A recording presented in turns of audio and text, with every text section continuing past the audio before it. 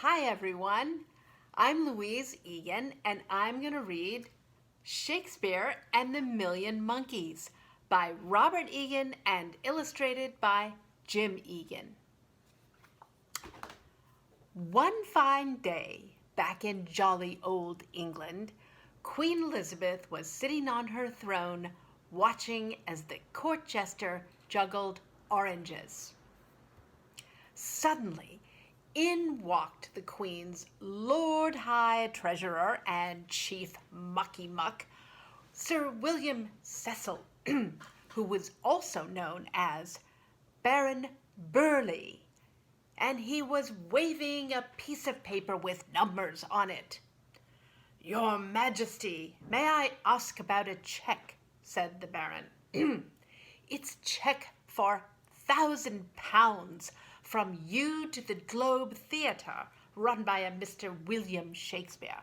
May I ask what this is about?" "It's about art and culture, my good Baron," said the Queen. "I want to support his theatre. He writes such wonderful plays." "But, Your Majesty," said the Baron, "playwrights like this Mr. Shakespeare write about frivolous, made-up things. Stories about fools and wicked, evil royals. Shouldn't the money go to someone who writes about books and things that are real things, like history and math and science? Shouldn't it go to the next Plato or Aristotle? Well, there's more to life than philosophy books and accounting ledgers, my dear Baron," said the Queen. "Well," said the Baron, "my professional advice is that you should not be giving the good royal family money that you inherited from your father, King Henry VIII, to a theatrical group." "But it's William Shakespeare's theater group," said the Queen. "He's the most famous playwright in all of England. His stories appeal to rich and poor alike." "Plays involve donkeys and fairies and goblins and ghosts and such," said the Baron. "And unlike great books, plays are like the wind. They amuse people for a few hours, and then they go away, never to be seen or heard of again. On the other hand, books are forever. 100 years from now, no one will have ever heard of this playwright William Shakespeare. But he's such a marvelous writer, Baron. He writes such wonderful and clever sentences like, 'Parting is such sweet sorrow,' and 'Can I compare thee to a summer's day?' and 'Oh, Romeo, Romeo, wherefore art thou Romeo?'" "Oh, Romeo, Schmomeo, I say," said the Baron. "Why, I'll bet that I could put a bunch of monkeys in a room for a week and throw in some pencils and paper. They would end up writing a sentence as good as one of those of your Mr. Shakespeare." "I will take that bet, Cecil, old boy," said the Queen. "You will?" said the Baron, hardly believing what he had heard. "With pleasure," said the Queen. "Besides, we could use a little excitement around the palace. Your royal bridge games are getting so tiresome." "As you wish, my Queen," said the Baron. "But where on earth are you going to get monkeys that can write with pencils?" "I can't," said the Queen, "but I can get the next best thing." The Baron looked puzzled.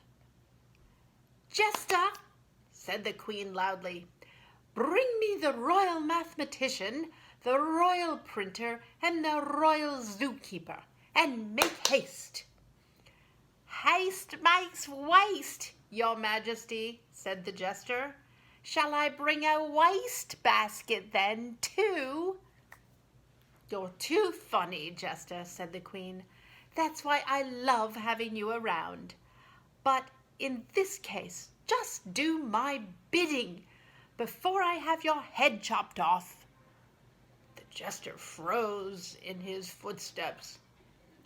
"Just kidding," said the Queen, looking at the court. "Boy, everybody takes what I say so seriously. Lighten up, people." The royal mathematician, the royal printer, and the royal zookeeper were quickly brought before the Queen. "My good zookeeper," said the Queen, "could a monkey pick up a piece of metal type and drop it into the type box of a Gutenberg printing press?" she asked. "Why, yes, Your Majesty, I'm sure monkeys could quickly be trained to do that," he said.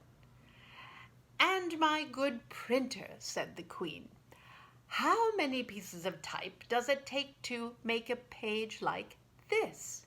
she said, holding up an official royal proclamation.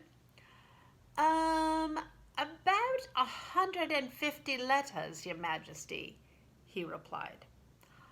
"And my good mathematician," said the Queen, "how many monkeys, putting type randomly into a type box, would it take until one of those pages produced a sentence as wonderful and clever as one of those of Mr. William Shakespeare?"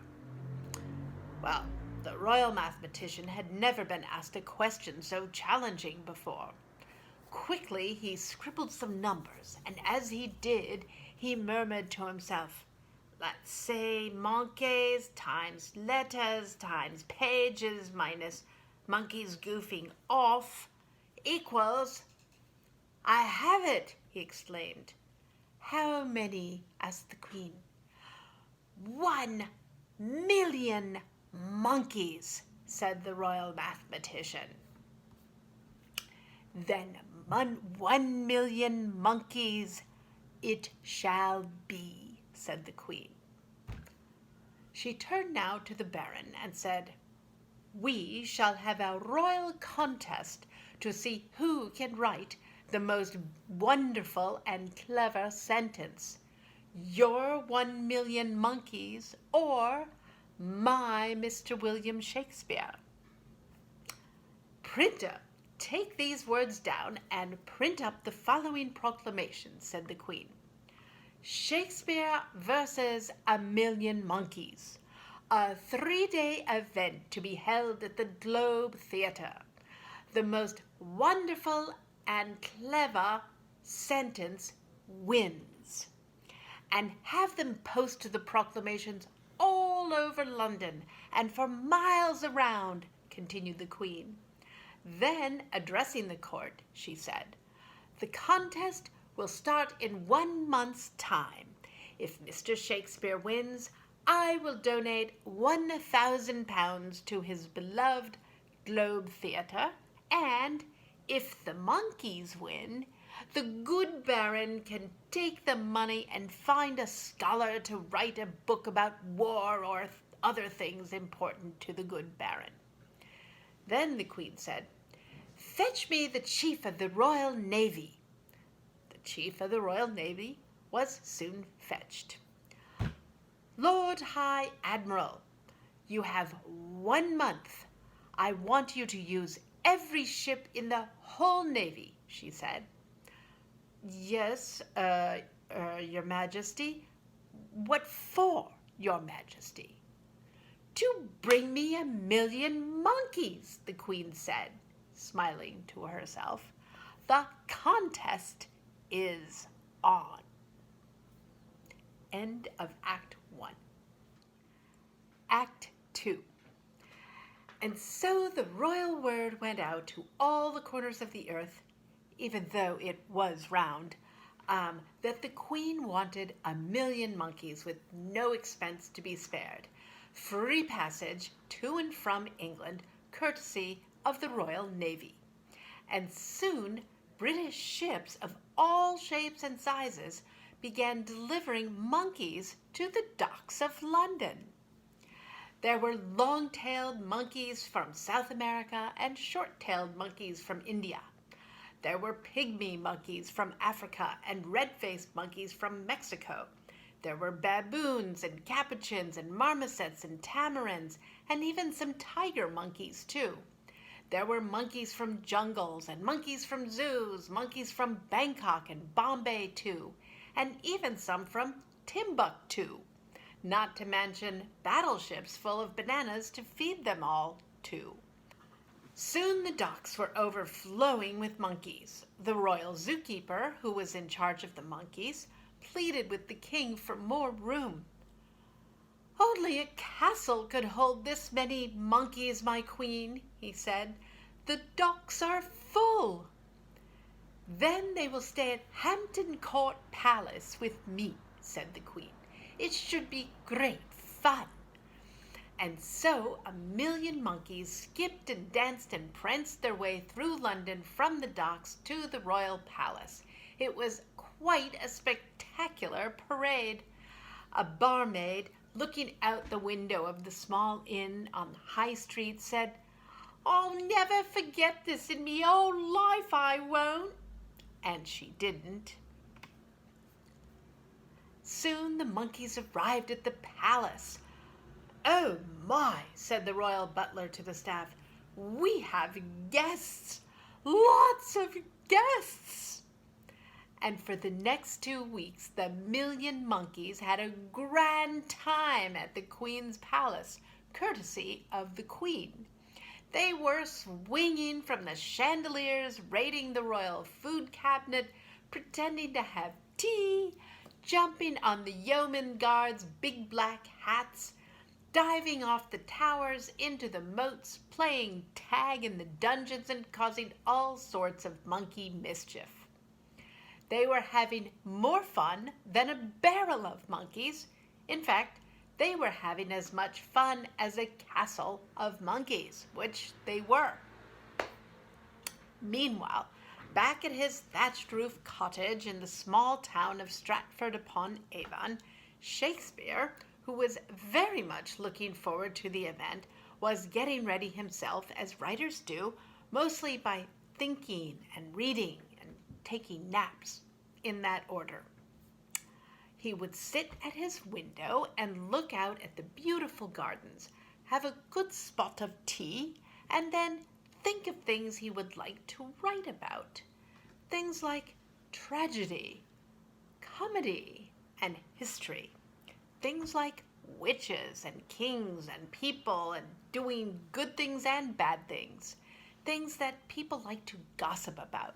Things that made them laugh. Things that sometimes made them cry. And things that sometimes scared them. Shakespeare also spent one whole day in Stratford-upon-Avon, going from quaint store to quaint store, looking for a quill pen that felt just right to write with. The pen found was made from a beautiful feather and had a sharp point. When dipped in ink, wrote beautiful flowing letters just the way he liked them. And then he went home and took a nap. End of Act 2. And now, Act 3. Finally, the day of the big event arrived. People came to the Globe Theatre from miles around London to watch the contest. The Globe held 3,000 people, but at least 10,000 came, so the rest of them just milled around outside the donut-shaped theater waiting to hear news about the writing match. Inside the theater, on one side of the stage, was a small desk with Shakespeare's quill pen, a bottle of ink, and a stack of paper. And on the other side of the stage was a Gutenberg printing press and several barrels of type. The Queen walked on stage, followed by the Baron and the court jester. "Let the contest begin," announced the Queen grandly. "Ladies and gentlemen," the court jester bellowed, "in this corner of the Globe Theatre stage, England's greatest playwright, Mr.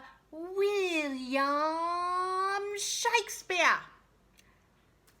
And in the other corner of the stage, and stretching back for miles and miles, a million monkeys. Here are the rules. 3 days. Write as much as you want. The most wonderful and clever sentence wins. Competitors, start your sentences, the jester said as he clanged a big handbell several times so that even the audience outside the theater would know the competition had begun. And with that, Shakespeare got down to writing. He stroked his chin, he tapped his fingers, he looked intently into the sky for inspiration. And then, when he finally put ink to paper, the crowd let out a collective gasp because they knew a master was at work. Meanwhile, on the other side of the stage, it was a total zoo. A line of monkeys stretched from the stage, out the theater entrance, and all the way back across the River Thames to Hyde Park, where all the monkeys had been gathered. They were eating bananas and causing mischief and doing all those things that monkeys do when they are far away from home. Then, one by one, the monkeys were led onto the stage where the royal zookeeper showed them how to reach into the barrel of type, grab several letters, and then drop them randomly into the type box of the printing press. Meanwhile, the royal printer and his assistants quickly straightened out the letters in the type box, smeared ink onto the type, and inserted the paper into the press. They pulled the handle to press the ink onto the paper, and the result was a proclamation-sized page full of letters. After they printed the first page, they nailed it up on the wall for all to see. But they covered most of the letters with a cloth that said, "Sample," in case the monkeys had already written something wonderful and clever. And even though the letters that the people could see spelled only gobbledygook, crazy words like or they still thought that behind the cloth might be a beautiful sentence that would win the contest. And why not? The odds seemed to favor the monkeys. After all, there were 1,000,000 monkeys and only one Shakespeare. From then on, all the pages were brought into the back room where they were inspected by the judges in secret. And each time the printers pulled out a freshly printed page, the crowd oohed and ahed as they fought each other for a glimpse of a page that might contain a most wonderful and clever sentence. Meanwhile, Shakespeare wrote away with his new quill pen, usually deep in thought, sometimes laughing to himself and sometimes shooing off the odd monkey that jumped on his back or flung pieces of banana at him. "Well, that's show business," Shakespeare thought to himself. "If it will help me raise money for the theater, it's worth it." He also enjoyed looking out the entrance of the Globe at the vast crowd outside. "Good advertising for my theater, too," he thought. For 3 days and 3 nights, Shakespeare wrote, only occasionally taking a short nap at his desk. One time, a small monkey sat on his semi-bald head and tossed banana peels into the audience to much laughter. But sleepy Shakespeare slept right through it. And for 3 days and 3 nights, the 1,000,000 monkeys dropped little metal pieces of type with letters on them randomly into the type box, and in the back room, the judges inspected the printed pages, searching for wonderful and clever sentences. As the end drew near, the tension mounted. The noise of the crowd got louder and louder.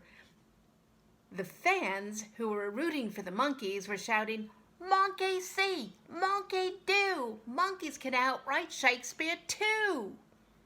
While fans rooting for Shakespeare were shouting, "Shake it, Shakespeare! Shake that pen! Win it for your queen and your countrymen!" One of the monkey's fans started a rumor that spread like wildfire through the crowd when he said, "The monkeys have written a sentence so spectacular it will put Shakespeare to shame." The Shakespeare fans became worried. Maybe the monkeys' fans were right. Maybe a million monkeys had outwritten the great Shakespeare. Maybe you didn't have to be a genius to write great things. Maybe you just needed a lot of random words. They dreaded seeing their hero, Shakespeare, embarrassed. Finally, at 3 o'clock in the afternoon on the third day, the last monkey left the stage. The queen, who had been brought to the stage on a traveling throne, rose from her chair. Shakespeare bowed to the queen. Then, kneeling on one knee, he said, "Your Majesty, I have written for 3 days and 3 nights. I hereby present to you the first draft of my latest play. I call it Macbeth." The queen looked the pages over with delight. Then, with great satisfaction, she handed them to the Baron. The Baron was taken aback. The play took up many pages and looked like a book. He had thought that the words in plays were mostly just made up on the stage by the actors, but he now saw that they were all written down, just like the words in a book. "Well done, Mr. Shakespeare," the Baron said. "Unfortunately for you, though, I am confident I will win this bet." "Zookeeper," the Baron added, "surely my million monkeys have produced a sentence far more wonderful and clever than any of Mr. Shakespeare's. Please bring me my monkey masterpiece." The royal zookeeper pulled a big cart onto the stage from the judge's office.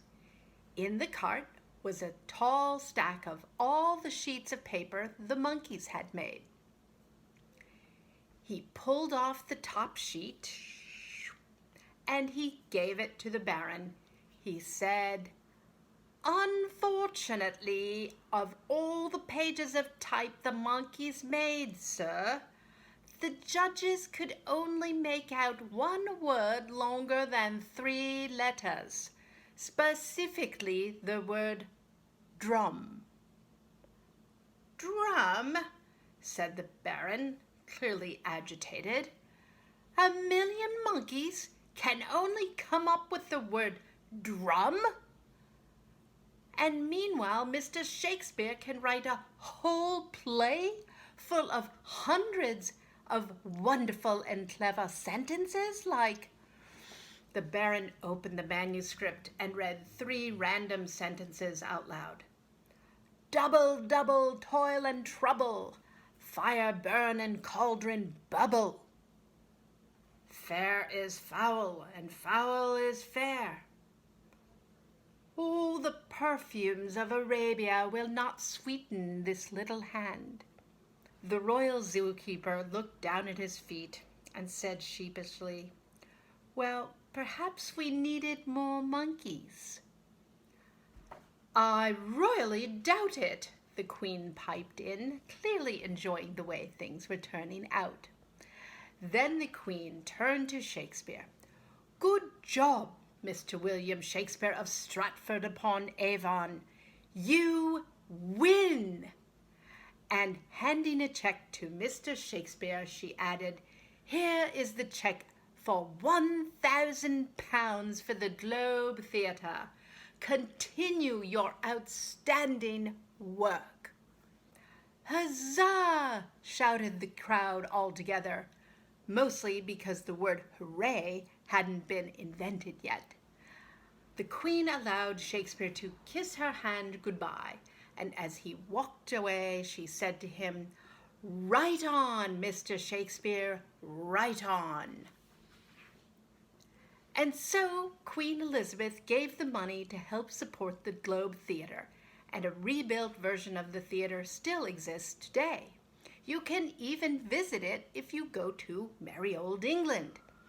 As a thank you, the Queen was given royal box seats, complete with royal refreshment stand in the first balcony, and from there she could see 3,000 of her subjects enjoying Shakespeare's plays. And below her, on the floor of the theater, she could see the groundlings, the poorer people who were only charged a penny to see the play, but had to stand up for the whole show. And even the baron learned to love plays, even the ones about naughty kings, conniving queens, and skeptical barons.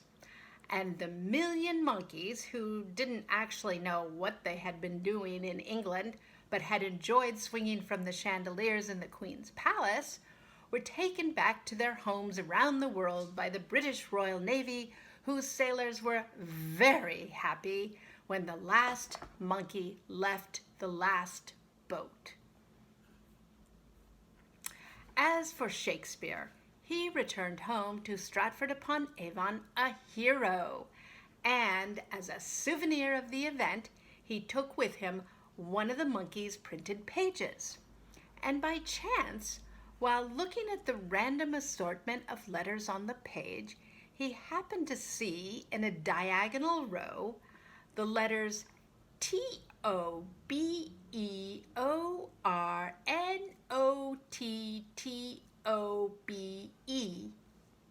and said to himself, to be or not to be? Why, that is a good question. Maybe I'll use it in my next play. And he did. And the play was called Hamlet. But that's another story, and one without monkeys. End of Act 3. Thanks everyone for listening to Shakespeare and the Million Monkeys. If you'd like to read it yourself free online with all the text and pictures, click on the link below. And if you'd like to buy your own copy of the book, there's another link below that. So, cheers and goodbye.